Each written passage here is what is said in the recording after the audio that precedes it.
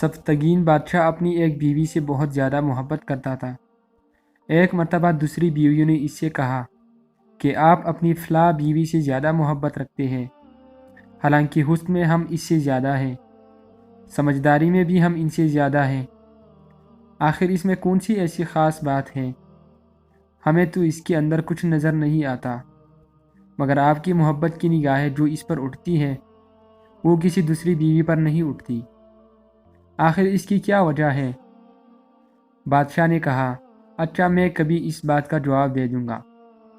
اس کے بعد اس کی بیویاں یہ بات بھول گئی۔ ایک دن سبتگین نے اپنے گھر کے صحن میں بیٹھ کر کہا کہ آج میں اچھی موڈ میں ہوں، اس لیے آج میں چاہتا ہوں کہ میں تم میں سے ہر ایک کو اچھی انعام سے نوازوں۔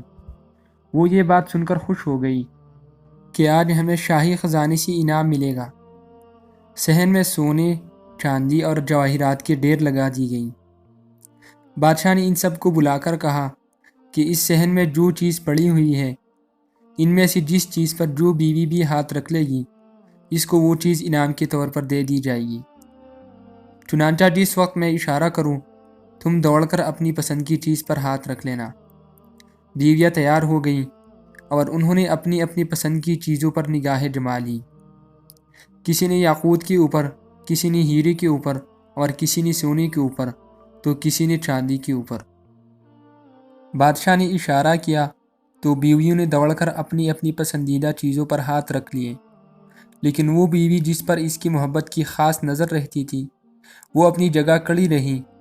جب سب نے دیکھا کہ ہم قیمتی چیزوں پر ہاتھ رکھ لیے ہیں مگر اس نے کسی چیز پر ہاتھ نہیں رکھا تو وہ ہنسنے لگی اور بادشاہ سے کہنے لگی، بادشاہ سلامت، ہم کہا کرتی تھی کہ یہ بے وقوف ہے اور اس کے اندر عقل کی کمی ہے، اور آج اس کی عقل کی کمی کھل کر سامنے آ گئی ہے۔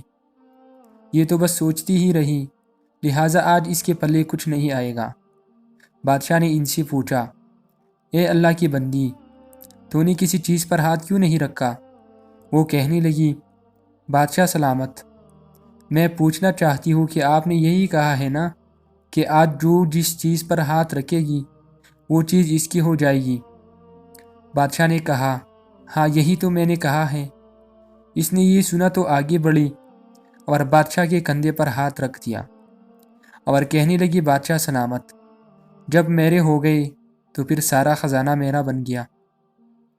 بادشاہ نے اس کی یہ بات سن کر اپنی دوسری بیویوں سے کہا کہ دیکھ، اس کی اس عقل مندی اور محبت کی وجہ سے میں اس کے ساتھ زیادہ محبت کرتا ہوں۔ اسی طرح جب انسانی محبت الہی کو تھام لیتا ہے تو کائنات کی ہر چیزیں اس کے لیے مسخر ہو جاتی ہیں۔